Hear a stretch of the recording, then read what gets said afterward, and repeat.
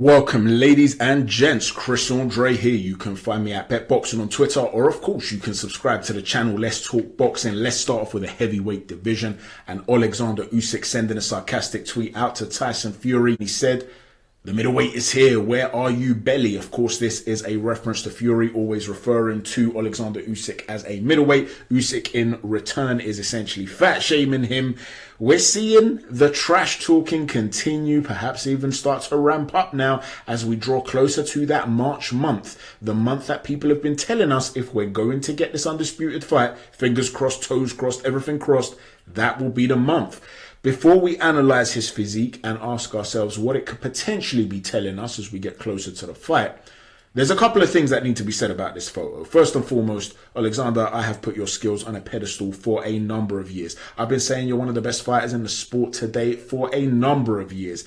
More recently, last year, I did a video called Understanding Usyk's Psyche. Can he be gotten to mentally? I asked whether you have the consummate mentality for a fighter. 17,500 views. Thank you very much to all of you that have tuned in. You are a modern day great, a Hall of Fame fighter. But I think I speak on behalf of everybody here when I say, Alexander, please, brother, do not ever wear budgie smugglers that tight again. Those hot pants are not a good look, bro. I mean, I can't even imagine the effect they're having on your voice box. It's like being kicked in the balls. You can go from Barry White and Can't Get Enough of Your Love, Baby, to the Bee Gees in 3 seconds flat. Staying alive. So please listen, I'm begging you, do not do this to yourself. Do not do this to us. Do not take away the magic of hot pants for us. The magic that Kylie Minogue instilled. Please let Kylie do it. She does it best. Now, moving on from Usyk and his budgie smugglers, let's actually talk about his physique. He's looking trimmer. Now, is this just a case of us being 2, 3, 4 months out from the fight and he's actually going to bulk up, he's going to gain muscle mass? Or is this potentially an approach to maximize the gap, as he might see it, in foot speed and mobility and being lucid between himself and Tyson Fury? You know, a lot of people are talking about the size difference and they keep saying Usyk is not big enough. Fury is too big, he's going to get mauled. If that's the case, why would you want Alexander Usyk to try and bridge a gap that can't be bridged? Maybe the secret to beating Fury is to be able to be more lucid, to try and make him look cumbersome. And that's what he needs to focus on maximizing. Let me give you an analogy. Imagine Usain Bolt was to fight Thor. Now, I know Thor's done a lot of training, boxing training. He's actually pretty good for a man of his size that hasn't been training for a long time. But the former world's strongest man, let's say he'd done the same amount of training as Usain Bolt. Usain is never going to be as physically strong as Thor. He's not going to be able to do it. So rather than bulk up and look to be extra muscular, why not maximize the gap in speed? Be as fast as you can. Try and evade the power of Thor for as long as you can and try and make him look cumbersome. Thor too, by the way, can move a little bit for a man of his size. Make no mistake, he's quite agile. You'd be surprised if you see him box. But nonetheless, the point is there is a massive gap in speed. So why not maximize that? And of course, that is an extreme example just to make the point. The gap between Usyk and Fury in any regard, whether you're talking speed or indeed size, is not as big as it is between Bolt and Thor. So you have to find the right balance. But the fact of the matter is, Fury is always going to be bigger than Alexander Usyk. He's always going to be heavier than Alexander Usyk. So maybe Usyk looks at this and he thinks, you know what? Mobility is the key here. The more mobile I am, if I can get him on his front foot, I can make him look a little bit more cumbersome. His hooking technique isn't as tight as it could be. If I can turn off of the angles, I can make him swing those long levers. If he falls short, by the time he brings that long lever back to reset, I can get inside, let go of my own shots and then pivot out again. And that requires stamina, it requires speed, it requires mobility. So maybe he's going to come in trimmer than you've seen him in a very long time. Let me know what you think about that, ladies and gents. Moving on from Alexander Usyk, I did a video recently discussing ConorBenn and TankDavis after their little fracas on Twitter. A lot of people were saying that TankDavis would clean out ConorBenn, and I was explaining why I felt that ConorBenn should be the favourite in that fight if they were to fight at 147. ConorBenn, if he got his tactics right, should be winning that fight. Well, ConorBenn seems to fancy the fight too. Eddie Hearn gave an interview to the Zone Boxing show and he said if we don't get a decision soon from the WBC's investigation, we're going to make a move. Make no mistake, Conor can fight now, but we want a ruling. He's allowed to fight now, but he doesn't want to fight until his truth comes out. Now, I found that little phrase at the end, his truth comes out, rather than the truth comes out, quite interesting. You know the phrase, yeah, this is my truth, or this is her truth, this is his truth. That's not necessarily a statement of fact, right? What is factual is the truth. His truth, her truth, my truth. That can sometimes mean what is true to me, my version of events. Is this a Freudian slip from Eddie Hearn? Is this Eddie Hearn basically saying, I don't know what the truth is anymore, let's wait to hear what ConorBenn's got to say, because even I don't know? Or are we just overanalyzing here? Is it just, you know, a word that he's just used loosely? Who knows, right? Let me know what you think about that. I too wait with bated breath to see that 125-page document from the scientific team that ConorBenn's put forward to create a case for his innocence. I wait to see what that will say. Park that to the side for a minute though. Eddie Hearn also goes on to say that Conor has made it clear to me he wants to go straight back into a big fight. I would prefer him to have a run out, but he's made it clear. I want EubankJr. I want TankDavis. I want kellbrook. I want Manny Pacquiao. Now, at first glance, this looks like a fighter who's very confident. He wants a world-class middleweight who's a lot bigger than him in EubankJr. He wants TankDavis, who many people consider to be one of the pound-for-pound fighters in terms of skill set, not in terms of status, because his CV doesn't back it up, but they believe in terms of ability, he's on that sort of level. Manny Pacquiao might not be the Manny Pacquiao of old, but he still looked pretty good against Usyk. So again, you're talking about a legend, a former pound-for-pound king, and he wants him too. And of course, kellbrook, who was also a top-class welterweight, who put in a great display in his last outing against Amir Khan. At first glance, that's what it looks like. But when you start to look beyond that facade, you start to ask yourself other questions here. Are these just big names that he wants to attach himself to, perhaps even to genuinely fight in order to whitewash his own name, to catapult himself back into the limelight among casual boxing fans? Because these are names that crossover fans will know. TankDavis, not so much in the UK, but in America, he's a big name in the boxing world. Manny Pacquiao, of course, a global star. Eubank huge here in the UK. And of course, kellbrook, huge here in the UK. And yet, Eubank is seen almost like a no-risk fight because he's naturally bigger. TankDavis is naturally a lot smaller. So that's almost like him looking at it potentially like a bully type thing. Let me go and beat up the smaller guy. And then kellbrook and Manny Pacquiao are perhaps in his eyes completely washed. So is this him looking at big names and thinking, I've got a few touches here, or a no-lose situation against EubankJr, I can really catapult myself back into the limelight? Is that just a cynical approach of considering what he's doing? Let me know what you think here about this, ladies and gents. Now, moving on from that, let's talk about Anthony Joshua. It looks as though he will be fighting the 6'6" undefeated southpaw heavyweight, 22-0 with 14 knockouts, the Aussie, the Tower of Terror, DemseyMcKean. What a fantastic nickname for a heavyweight. He's not quite as good as that build-up that I've given him, to be honest with you, but I think that's the whole point of fighting a guy like this. Think about the package. You could really sell this. As an Aussie as well, you've got the Australian-British sort of rivalry. The trash talking, I'm sure, will be pretty good, considering that AJ isn't necessarily a trash talker, but there can be a little bit back and forth there for sure. Casual fans, crossover fans, they could buy into this. Now, I know a lot of other people don't feel the same way as me. I know that Hatman, for instance, feels as though he should be fighting a guy like Gerald Washington. And Hatman's thought process is one that I can't really fault. He looks at this and he says, first and foremost, DemseyMcKean is a southpaw. Why would you fight a southpaw? Aren't you going after Tyson Fury potentially? Well, I guess what I would say to that is maybe he actually feels that Alexander Usyk's going to topple Tyson Fury, and he sees it as, listen, let me get into a position here where I can get another shot. Usyk might have more miles on the clock. He'll be an older guy. If we can lure him into that third fight, I need to be better prepared. Or perhaps it's to prepare also for Tyson Fury. Fury has spoken in the past about how he wants to fight AJ as a southpaw. So maybe AJ is aware of that switch hitting, something he's not done as much in recent times, but nonetheless something that's in his arsenal. Let me prepare for that a little bit before I go after another couple of orthodox fighters just to prepare myself. Maybe that's the thought process regarding that. The other point, though, that Hatman makes, which is a great point, is that although Gerald Washington is a very good heavyweight in terms of his abilities, he hasn't always shown the best heart.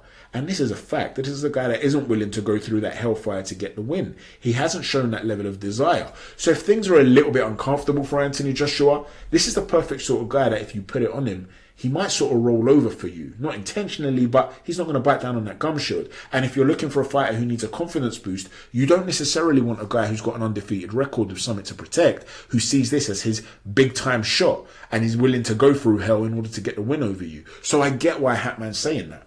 You've also got Otto Wallin. A lot of people are saying that they'd rather see him fight Otto Wallin, and they're saying that, listen, if you can do a better number on Wallin than Tyson Fury did, that's actually something that would add stock to AJ, something that would enable him to say in a future build-up to the fight, listen, you went the distance with Wallin, he cut you, whereas I battered this guy inside 5 or 6 rounds, for argument's sake. So that's another play that a lot of people want to see. Personally, though, when I look at DemseyMcKean, I can see why Anthony Joshua has gone down this route. The best win on his resume is Jonathan Rice, and it's a good win because he won that fight by 10-round TKO. And when you look at that on paper, it's very good because in the very next fight, he went the distance against Efe Ajagba. Then after that, he beat an American, I guess you could call him a prospect. He was considered a prospect on the American boxing scene, the heavyweight scene in Coffee. He beat him on a couple of occasions. So that win started to look better and better with age. However, in that 10th round, he looked very jagged. He looked tired to me. And Jonathan Rice was letting go of some big shots, trying to put in a last stand.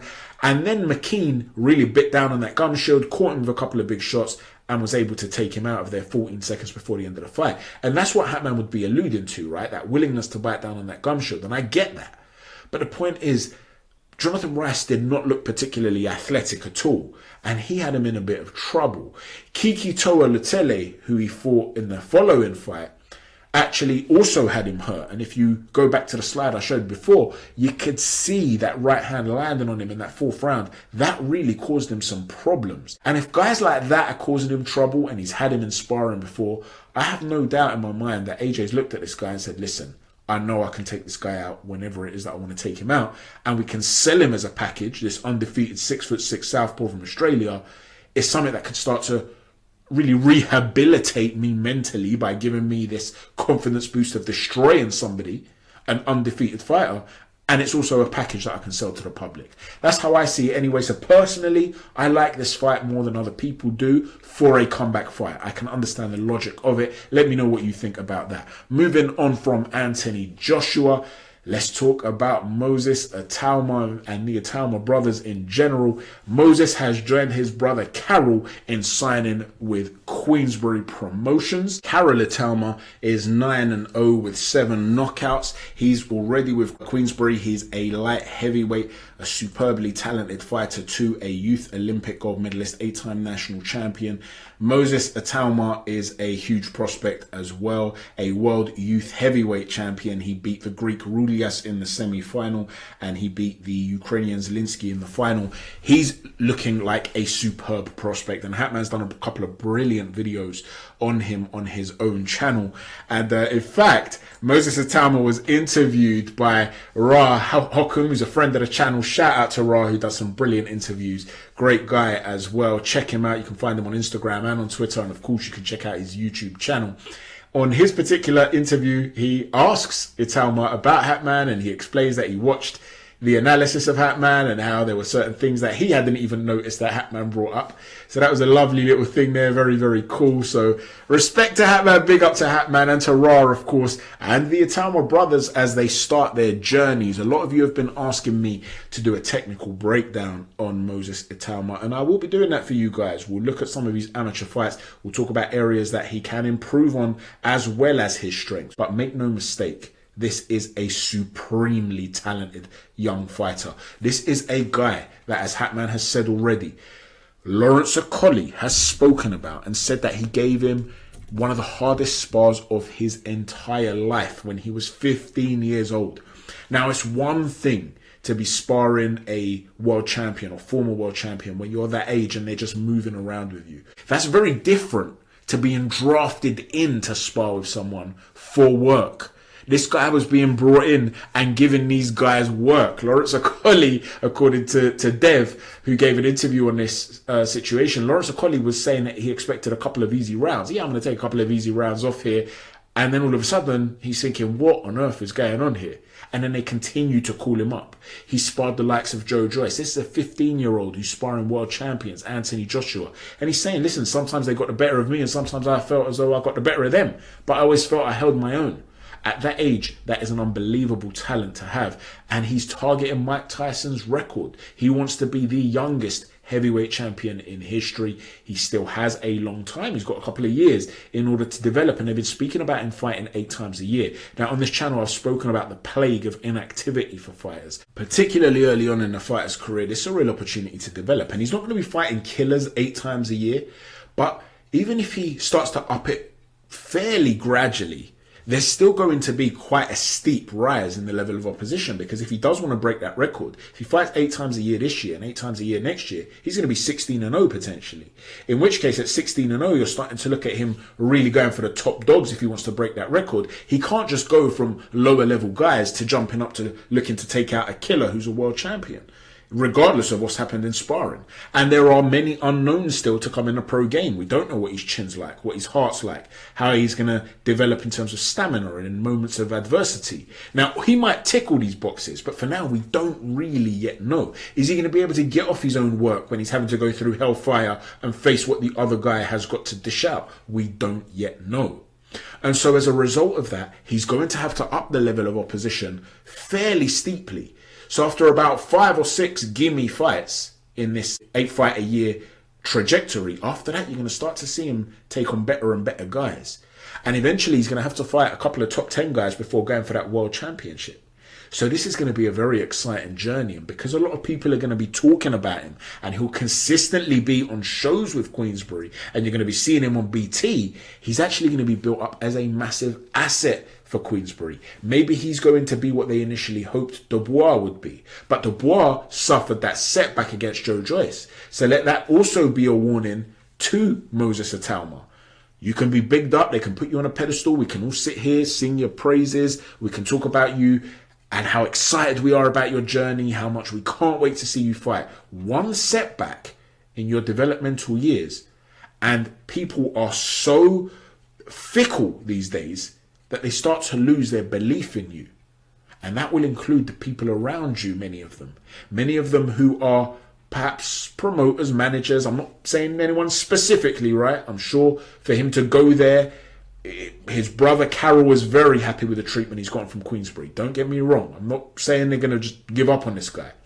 But the point I'm making here is that it's easy when you're riding on the crest of a wave. If you hit a blip, things could go crashing down very, very quickly. So there's going to be a lot of pressure on this kid. How does he cope with that pressure? There are a lot of unknowns there. But listen, I think he's absolutely fantastic. A huge fan of his. I think he's got real potential here. So let me know how you think this journey is going to go. Is he capable of breaking Mike Tyson's record? Leave your comments in the section down below. Thanks for watching, everybody. Please don't forget to hit a stiff jam on the like button, or right cross on the subscribe button, and an uppercut on the notifications button. Thanks for watching. Chat to you soon. Take care. God bless.